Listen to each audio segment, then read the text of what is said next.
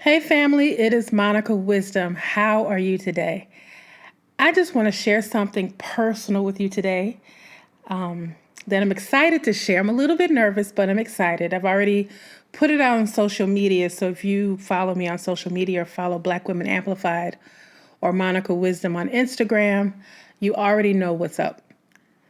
But for those that don't, or you're not on my email list, why aren't you on my email list? First of all, second of all, and third of all, that's the jam. A few weeks ago, I was invited to do a oral history interview. It's a project between UMSL University and the Griot Museum. And I thought that they were going to talk about a family member of mine. I've talked to you about her probably 1,000 times, Alice Wyndham. And she was friends with Maya Angelou and Malcolm X and just all of those leaders of the 60s. She was one of those behind the scenes people, but everybody in that community knows who she is. And she's done some really remarkable things. And the Griot Museum the family has gifted the museum her archives. 60 years of Black history. They say it's the most complete Black history collection in the world. She archived every moment of her life, and there are pictures of Betty Shabazz that people have never seen before. There are pictures of Maya Angelou that people have never seen before. I've only seen snippets, and it's a big project because it has to, museums have to do all the things. But anyway, so this is an oral history project. It's called I forgot what it's called. I'll put the link so that you all can read it or see it. I don't know if it's out yet, so I don't know if I can. But maybe I'll do it anyway. They sent it to me. It's really, really nice. And it's friends and family and people that have known her for many years and she has made a great impact on their life. Anyway, I was one of the people that they interviewed. I said yes. And the interview was a couple of weeks ago. Now, I thought the interview was just going to be about Alice, which I was prepared for. But once we got into the conversation, as a great interviewer is, she was very curious. And she wanted to know more about our family as a whole. And I guess trying to picture how Alice fit into the family and all of those things. So she started asking me about me, my life, my work, my story.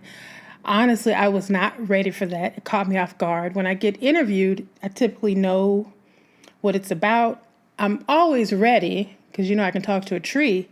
But this one, I wasn't ready. I was preparing stories about Alice because I like to prep. I like to be prepared. Prepared, darling, prepared.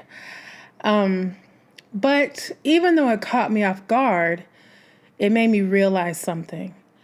That I have been behind the scenes for a long time, not just behind this mic, but for almost 40 years helping others to share their stories, build their brands, and, helping emerging entrepreneurs put their whole business together. Just different things, different projects, and holding down a beauty business that I'm no longer in.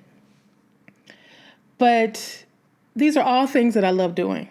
I love it all. I love doing projects. I love being creative, and I love helping people. But what this did for me, this interview, because she went so far back in my story, things I hadn't even thought about in years, like childhood and, where was I born, and tell me about this and tell me about, I was like, woo, girl, you going all in. But this interview showed me that I've been holding back my own voice. Not because I didn't have something to say, but because it really felt safer behind the curtain. Like my best friend says she prefers being stealth. Now, I'm a lot more out than she is, but I'm still kind of in the background, a lot really lately. And I realized that I've lived and I've seen things and I've survived some things that people wouldn't believe. And my life is full of lessons and moments that deserve to be told. And it's time for me to start bringing all of that forward, not just as a coach helping other people or giving other people advice or mentoring others, but as a woman with a story. So because of that, this podcast is not going away, but Black Women Amplified is taking a sabbatical. She's going to take the back seat, and we're starting something new. We're starting the Monica Wisdom podcast. Now, this isn't a rebrand. I'm not completely changing directions, but I'm going to show up fully as myself, not just as an interviewer, not just as a coach, not just as a guide, but sharing my stories and my situations so that I can be fully myself behind this mic. And it also allows me to expand the conversations that I have. Because there's some incredible men that I would love to talk to. And outside of all the things, it's just an expanded idea, expanded opportunities. And it puts my name out there because there's some things there's some goals I still have, some things I still need to do. That I have to attach myself to the brand that I have built. Because I put Black Women Amplified first, a lot of people don't know who I am. So I'm going to let them know. I'm going to let them know. What does Kendrick say? I'm going to pop off and show them. And I put it out to my friends and my tribe, and they were like, yes. And every time they all say that exhaustive yes, they're like, it's one of those things that we've been waiting on you to do what you need to do. And every time I make that movement, they're always like, finally. Because it takes me a minute. It takes me a minute to come out of my comfort zone.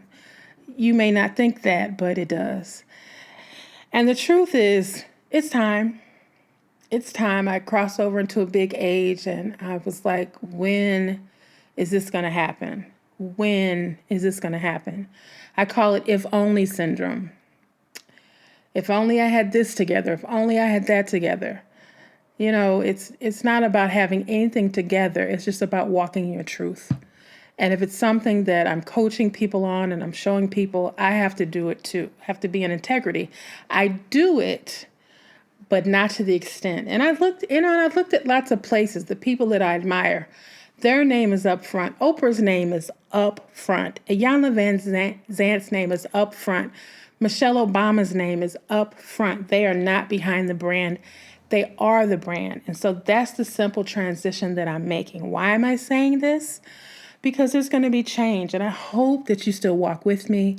I hope that you still share this podcast out.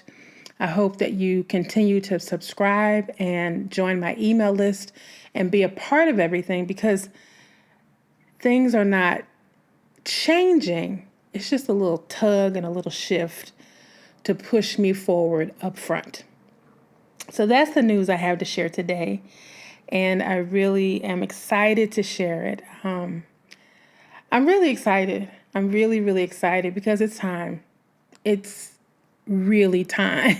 And I'm saying that to you too, because I know there's a lot of people that listen that are holding on to a dream, or they're holding on to an idea, and they are not pushing it out.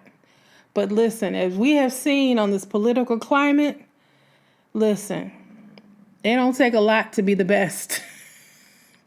It don't take a lot to have the highest position in the world. Clearly, I promise you, it does not take a lot. Do you remember when Michelle Obama said, people always think the people that lead are the smartest people in the room? She said, well, I've been at those tables and I've had those conversations. They're not that smart. So if you feel like you have imposter syndrome, or you have to wait until things are perfect, don't worry. Just delete that file inside of your head. Like delete. And just like Kendrick says, sometimes you got to pop off and show them. So I wanted to share that and let you know what's happening. So there'll be changes. I won't announce every change. It won't be a big announcement and all the things. You'll just see it happening as it happens. I'm still in the process of everything, but I wanted to make sure that you knew that this will be called the Monica Wisdom Podcast.